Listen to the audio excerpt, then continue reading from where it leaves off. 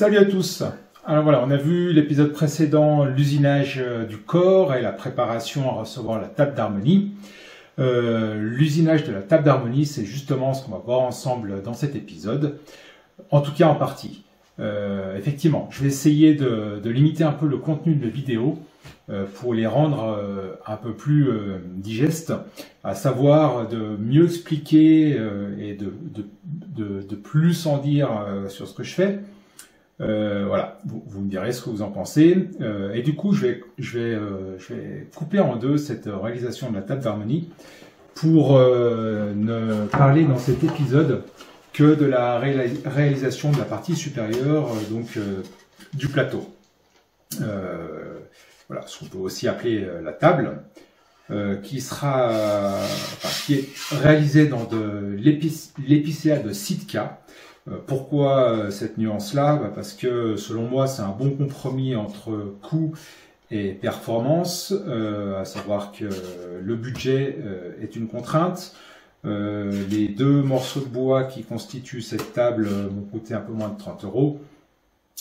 Mais aussi, il faut se rappeler que je ne réalise pas une vraie guitare acoustique de luthier, et donc je n'ai pas forcément besoin d'investir des montants pas possibles dans du bois qui vient de je ne sais où. Voilà. Le prochain épisode, bien sûr, on verra le reste, à savoir la réalisation du renfort inférieur. Pour l'instant, on se contente de fabriquer cette partie-là. Tout ne pourra pas être fait sur cette table. Par exemple, les usinages des micros, eux, je ne peux les faire que quand j'ai les formes de mon renfort inférieur. Voilà, il y a certaines parties que vous verrez dans l'épisode suivant. Et bien, rendez-vous à l'atelier.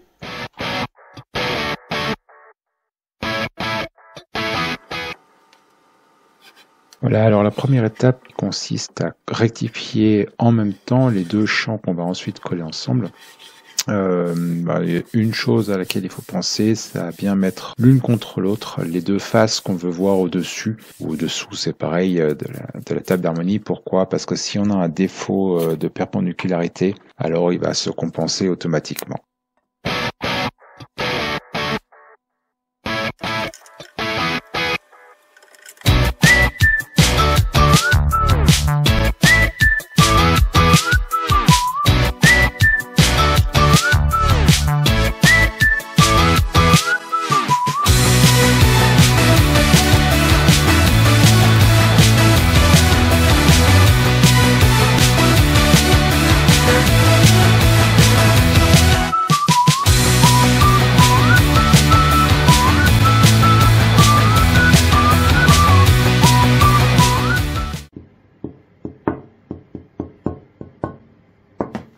Ok, j'ai préparé mon gabarit, mis ça sur une planche martyr pour préparer l'usinage, la découpe de la table d'harmonie.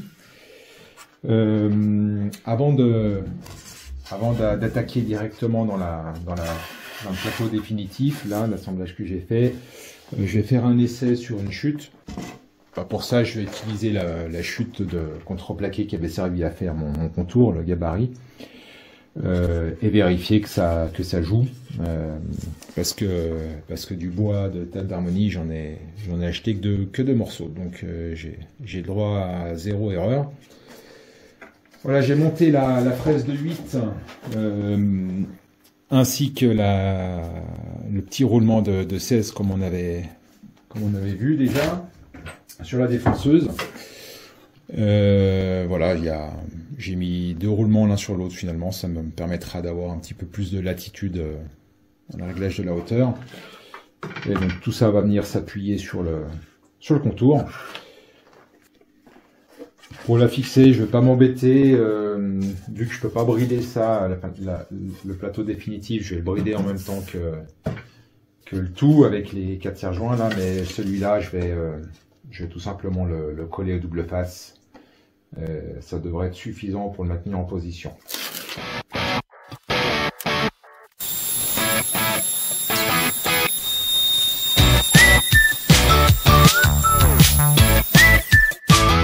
Alors c'est fait. J'ai découpé mon bout de contreplaqué pour vérifier que ça joue pile poil, et ça joue pas du tout. Alors, on va dire que c'est complètement de la merde, mais ça rentre pas. J'ai mesuré un peu dans tous les sens les dimensions largeur, longueur, comparer ça avec le logement qui est usiné là, et effectivement, je suis trop fort, je suis trop gros. J'ai vérifié mes calculs. Ça m'a l'air correct. J'ai vu que ce guide de 32 fait en fait plutôt 32,3. Alors ça pourrait expliquer 0,6 mm de trop. Parce qu'effectivement avec un guide plus gros, on se décale vers l'intérieur, et donc du coup j'ai fait une feuillure 0,3 mm tout le tour, un petit peu plus petite. Donc voilà, je saurais expliquer 0,6 mm, il y a plus que ça. Il y a jusqu'à 3 mm et demi par endroit. Et j'ai trouvé la raison. C'est en fait que le corps, là, ma caisse, avec tous ces usinages, le fait d'évider complètement, elle s'est déformée. Ce qui fait qu'elle a eu tendance à se resserrer un peu partout. Et d'ailleurs, bon, elle est un peu encore, elle est flexible, heureusement d'ailleurs. Et du coup, voilà, ça explique pour une bonne partie les différences de cote, enfin, la variation. Alors maintenant, je suis content, je comprends ce qui se passe, mais qu'est-ce que j'en fais? Je pourrais éventuellement agrandir mon guide de 16 pour diminuer la taille du plateau, de la table, et arriver aux cotes qui sont mesurées là. Par contre, je ne suis pas du tout sûr que la déformation du bois elle soit constante. Je suis à peu près sûr que ce n'est pas le cas d'ailleurs. Donc je vais plutôt partir du principe que je vais faire une petite correction, parce que je sais qu'il y a une erreur qui est due à ce guide qui fait en fait pas 32 mm, donc qui est un peu plus fort. Je vais faire cette correction là et tenter de monter le plateau là en force entre guillemets, c'est-à-dire en contraignant la caisse pour voir si avec l'élasticité du bois je peux la monter de manière à ce qu'elle retrouve sa forme, ses dimensions originales, en tout cas pour les parties supérieures. Voilà. Et si ça ne fonctionne pas, j'aurai encore la possibilité de diminuer la taille du plateau, et puis s'il faut que j'en passe par des retouches manuelles, je ferai comme ça. Voilà. Voilà, c'est rentré après avoir enroulé mon roulement de 16 d'un nombre de tours de scotch élaboré avec une formule scientifique complexe. C'est un peu aux chausse-pieds, mais c'est bon, ça rentre. Je préfère ça, quitte sur la planche définitive à faire quelques petites retouches à la main. Mais voilà, ça s'ajuste bien. Donc je suis content, effectivement, on sent que le bois fait élasticité, mais ma foi, une fois que la table sera en place et collée, je pense que ça va redonner beaucoup de rigidité, et déjà là on le sent, hein. Ça reste léger, mais on sent que c'est beaucoup plus rigide. Voilà. Et il n'y a plus qu'à faire la même chose sur la planche définitive.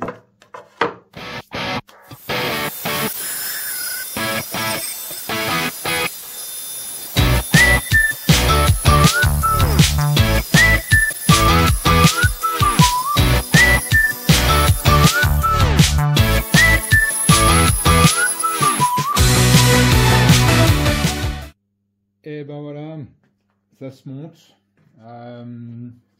C'est plutôt pas mal, même si je suis un petit peu déçu par endroits. C'était limite mieux avec mon contreplaqué d'essai.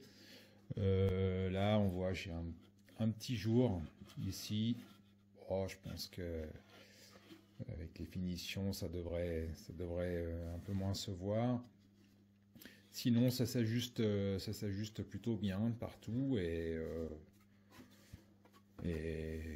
quoi, sans trop forcer. Ça se loge en place. Voilà, il n'y a plus qu'à maintenant calibrer l'épaisseur. Poncer ça et puis passer à la suite.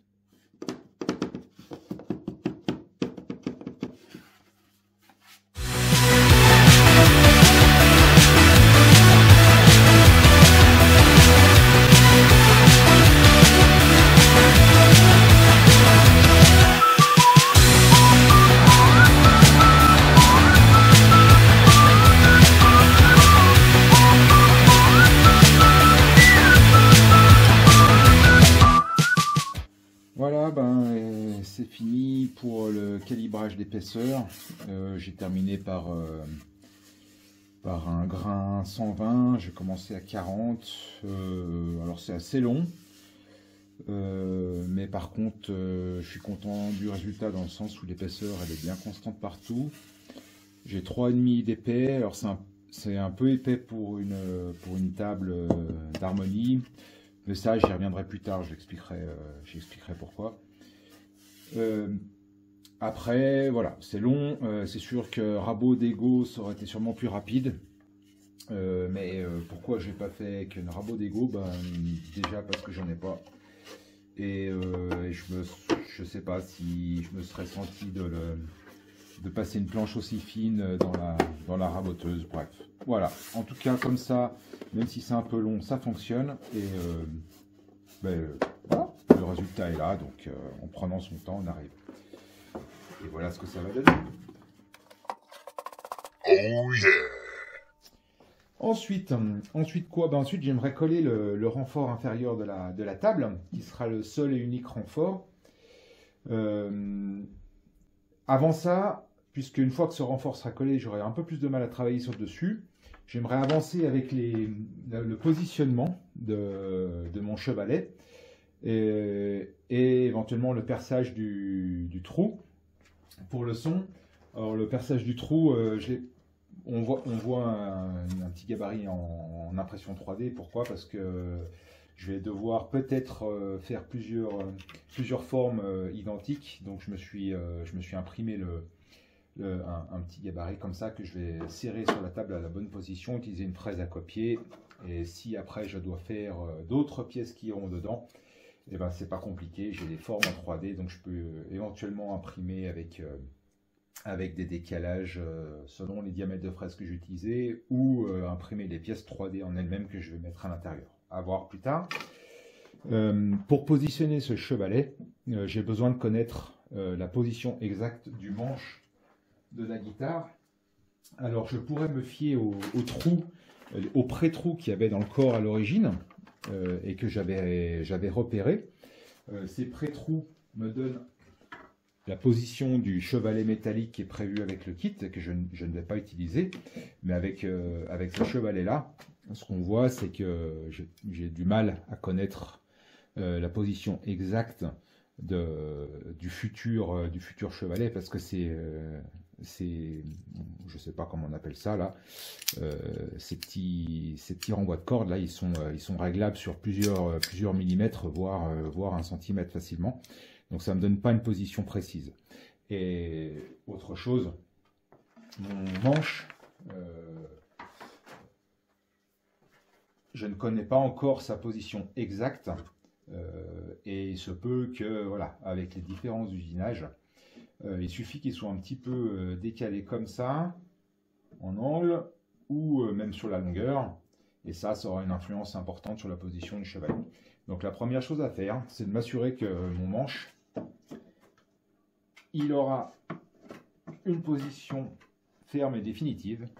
Et le problème que j'ai là aujourd'hui, c'est que j'ai un petit jour entre le bas du manche, entre l'appui du manche et la table. Et ça, il faut que je corrige pour m'assurer que le manche, lui, soit en position, qu'il ne bouge pas lors du vissage, lors du collage, si je décide de le coller.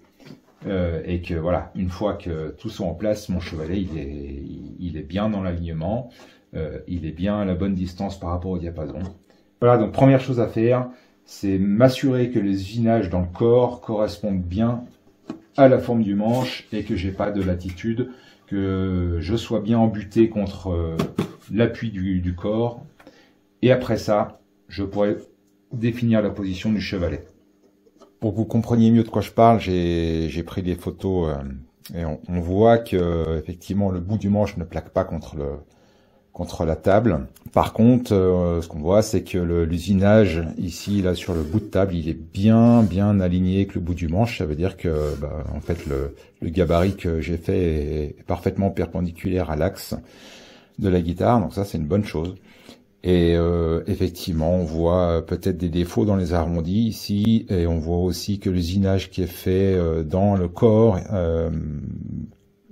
d'origine, il n'est pas parfaitement aligné. Donc j'ai un petit millimètre là, facile, que je pourrais enlever dans le bois du corps.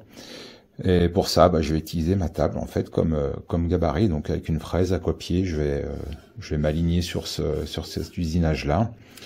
Et si ça suffit pas, je retoucherai peut-être le bout du manche.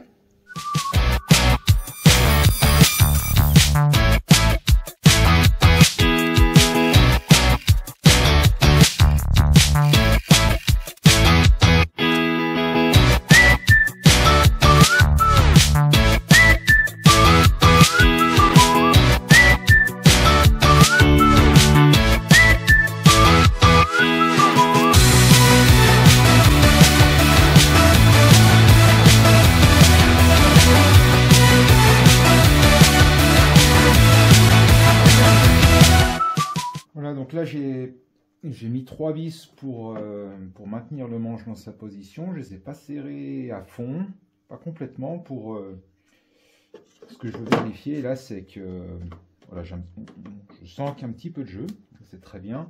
Ce que je voudrais voir, c'est moi en latéral, est-ce que je vais avoir un peu de latitude ou pas? J'aimerais que non. Comme ça, je suis sûr que si je démonte mon manche maintenant et que je le remonte plus tard pour le coller, il sera exactement dans cette position-là. Ce que j'aimerais vérifier maintenant, c'est que si je force sur le manche, alors que les vis ne sont pas complètement serrées, voilà, au bout, j'ai à peine 1 millimètre, même pas. Ça veut dire quoi? Ça veut dire que à la position du chevalet, j'aurai quelques dixièmes à peine. Donc je peux déjà maintenant définir la position du chevalet, démonter mon manche. Et je sais que quand je le remonterai pour la dernière fois, il sera exactement dans cette position-là, à un pouillème près.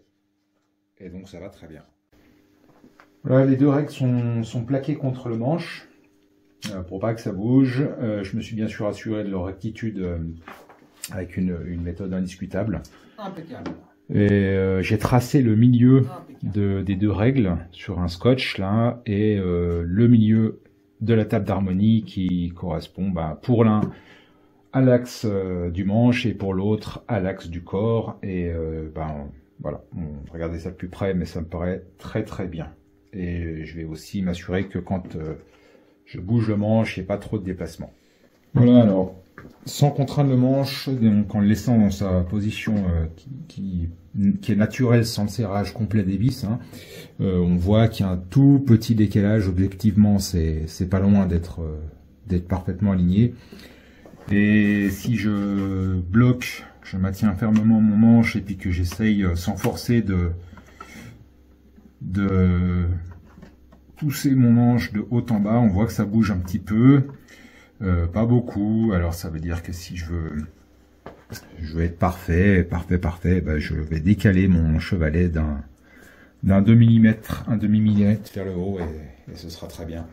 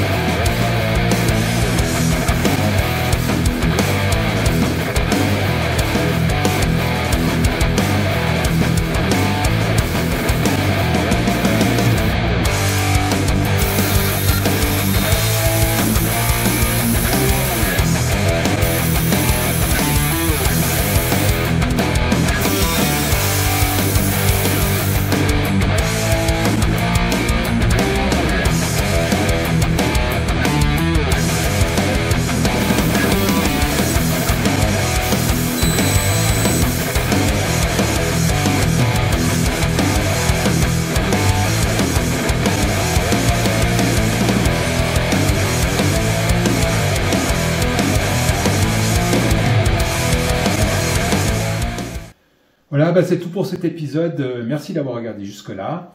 Dans le prochain épisode, qui devrait, j'espère, arriver très bientôt, on verra ensemble comment faire la deuxième partie de cette table d'harmonie, à savoir le renfort inférieur. Et comme je disais en introduction, donc les quelques usinages qui restent encore à faire sur le bateau. Il ne me reste plus qu'à vous souhaiter de beaux bricolages, de beaux projets. Rappelez-vous qu'il ne faut pas avoir peur de se tromper, il ne faut pas avoir peur d'échouer et qu'il faut juste essayer pour réussir. N'hésitez pas à me laisser des commentaires si c'est pour critiquer ou poser des questions parce que je ne suis pas assez clair ou parce que tout simplement vous êtes curieux. Allez-y, ça fait toujours plaisir de voir des réactions. Et bah, bien sûr, ça fait aussi plaisir si vous likez et si vous partagez avec d'autres. Et à très bientôt pour la suite de l'aventure.